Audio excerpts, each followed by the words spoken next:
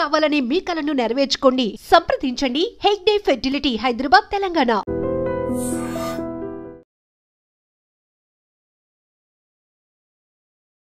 భద్రాచలంలో ఒక 6 అంతస్తుల భవనం కుప్పకూలిపోయింది. ఇది నిన్న జరిగినటువంటి ఇన్సిడెంట్.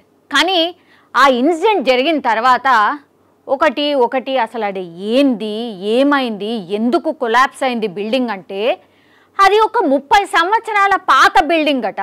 దాని మీద ఉన్నదే పర్మిషన్ G+1, అట్లాంటిది ఇంకో 5 ఫ్లోర్స్ ఆ పాత భవనం మీద వేసిండు. కాబట్టే ఇగో ఇంత ఘోరమైన పరిస్థితి వచ్చింది. ఒక్కసారి చూడుండ్రి, ఎంత అంటే ఏ తప్పు చేయకుండా ఇప్పుడు అలా కూలీ పనికి వచ్చినందుకు, బిల్డింగ్ కన్స్ట్రక్షన్ పనులు చేసినందుకు ఇప్పుడు వాళ్ళ ప్రాణాలు పోయినట్టు లెక్క.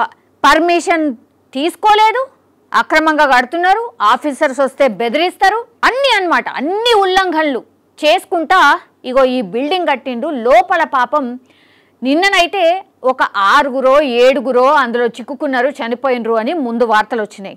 కానీ ఇప్పటి వరకు కూడా ఒక్క మృతదేహం అయితే బయటకు వచ్చింది. ఇంకొకరు అందులో ఉన్నట్టుగా చెప్తున్నారు. ఇంకా శిథిలాలు తొలగిస్తే కానీ ఇంకెంతమంది ఉంటారు అనేది తెలిసే అవకాశం లేదు. ఇప్పటి వరకు యాజ్ ఆఫ్ నౌ కూడా అదే అప్డేట్ ఉన్నది. అసలు ఏం జరిగింది ఏంటి ఒక్కసారి చూద్దాం. యాక్చువల్లీ శిథిలాల కింద చిక్కున్న మేస్త్రి ఉపేందర్ను బయటికి తీసేందుకు రెస్క్యూ ఆపరేషన్ ఇంకా కూడా కొనసాగింది. శిథిలాల కింద ఎంతమంది ఉన్నారనేది కూడా ఇంకా స్పష్టత లేదు. యజమానులు 2 కూలీలే ఉన్నారని చెప్తున్నారు. బట్ 4 కూలీలు ఉన్నారని స్థానికులైతే ఒక అనుమానం అయితే వ్యక్తం చేస్తున్నారు. 2 మేస్త్రీలు 4 కూలీలు ఉన్నారని, దానికోసమే సహాయక చర్యలు కొనసాగుతున్నాయని కూడా ఇప్పటి వరకు మనకున్నటువంటి అప్డేట్ అయితే జరిగింది. సో భద్రాచలంలో ఇది అత్యంత ఘోరమైనటువంటి ప్రమాదం. యాక్చువల్లీ భద్రాచలం అంటే రాములోరి కళ్యాణంకి ఎంత ఫేమసో మనకు తెలుసు. భద్రాచలం టెంపుల్కి 7 నుంచో భక్తులు వస్తారు. అట్లాగే శ్రీరామనవమి ఆ రోజు రాముడి కళ్యాణం చూడ్డానికి, తిలకించడానికి ఎంతమంది వస్తారో మనకు తెలియంది కాదు. అయితే అది ఏంటి అని అంటే దేవాలయం, దేవస్థానం మెయిన్ పూర్తిగా ఆ దేవాలయాన్ని దర్శించుకోవడానికి వచ్చే వాళ్ళే చాలా ఎక్కువగా ఉంటారు. అందుకని అక్కడ కమర్షియల్గా చాలామంది అక్కడ కాంప్లెక్స్లు కట్టి, అంటే ఎవరైతే భక్తులు వస్తారో వాళ్లకు కొంతమేర కిరాయికి ఇవ్వచ్చు, కొన్ని డబ్బులు వెనకేసుకోవచ్చు అన్న భావనతోని ఇట్లా పర్మిషన్లు ఇవ్వకున్నా సరే వాళ్ళకి ఇచ్చే పర్మిషన్ ఒకటి ఉంటుంది, ఆడ కట్టేది ఇంకోటి ఉంటుంది. అది ఎగ్జాక్ట్లీ ఈడ కూడా అదే జరిగింది.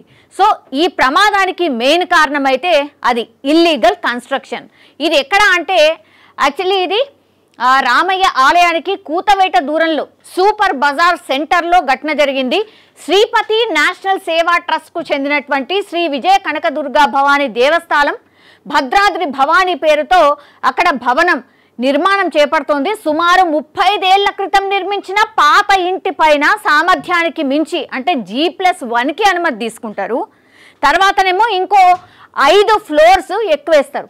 ఇది అక్కడ జరిగినటువంటి ఉల్లంఘన కనిపిస్తున్నది కూడా. ఒక్కసారిగా భవనం పేక మేడలా కూలి పెద్ద పెద్ద శబ్దాలు వచ్చినాయి. స్థానికులు భయంకరంగా భయభ్రాంతులకు గురైపోయిన పరిస్థితి. శిథిలాల కింద చిక్కున్న వారిలో స్థానిక జగదీష్ కాలనీకి చెందిన మేస్త్రి పడిచాల ఉపేందర్ రావు, అట్లాగే లంబాడి కాలనీకి చెందిన మేస్త్రి కామేష్ ఉన్నట్టు వారి కుటుంబ సభ్యుల ద్వారా అయితే తెలిసింది. ఇక్కడ ఏమైంది, పాపం ఈయన కామేష్ అనే వ్యక్తి అయితే 10 నిమిషాలు అంటే ఆ శిథిలాల కింద నుంచి తీసుకొచ్చిన 10 నిమిషాలకే చనిపోవడం అయితే జరిగింది. ఇంకో మేస్త్రి కోసం గాలింపు చర్యలు కూడా చాలా సీరియస్గా చేస్తున్న పరిస్థితి.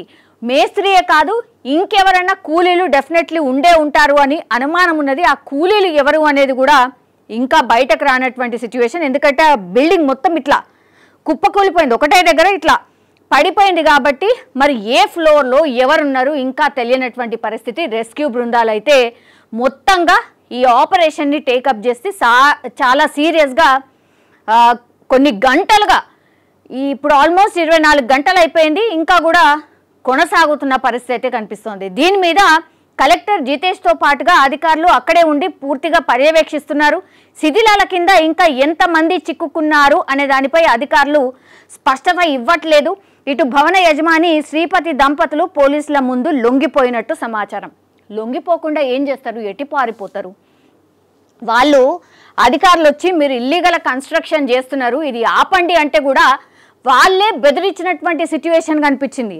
ఆ వీడియో కూడా నిన్న అంతా సర్క్యులేట్ అయింది. యాక్చువల్లీ మీరు ఈ భవనాన్ని ఇల్లీగల్గా కడుతున్నారు, దీన్ని ఆపేయండి అంటే కూడా యజమాని ఎవరైతే ఉన్నారో శ్రీపతి అనే దంపతులు ఇద్దరు కూడా అధికారులు ఎవరైతే కట్టద్దు అని చెప్తున్నారో ఆయన మీదకే రివర్స్గా మాట్లాడుతున్నారు. నువ్వు నాకు పైసలు డిమాండ్ చేసినావు, పైసలు ఇవ్వలేదు కాబట్టే నా మీద ఇట్లా అరుస్తున్నావు, మేము అన్ని పర్మిషన్లు తీసుకున్నాం, మా అధికారులు అందరూ కూడా మాకు ఓకే అన్నారు, మీరు వచ్చే చాలా హంగామా చేస్తున్నారని మాట్లాడడం జరిగింది. అప్పుడు కూడా వీళ్ళు ఎప్పుడైతే ఆపండి కన్స్ట్రక్షన్ లేదంటే ఇది కూల్చేయండి అన్నప్పుడు కూడా కొన్ని రోజులు ఆపిండట. ఆ తర్వాత మళ్ళా కొన్ని రోజులు కాగానే మెల్లగా వర్క్ స్టార్ట్ చేసిండ్రు. అట్లనే చేస్తున్నటువంటి టైంలోనే ఈ ఇన్సిడెంట్ అయితే జరిగింది.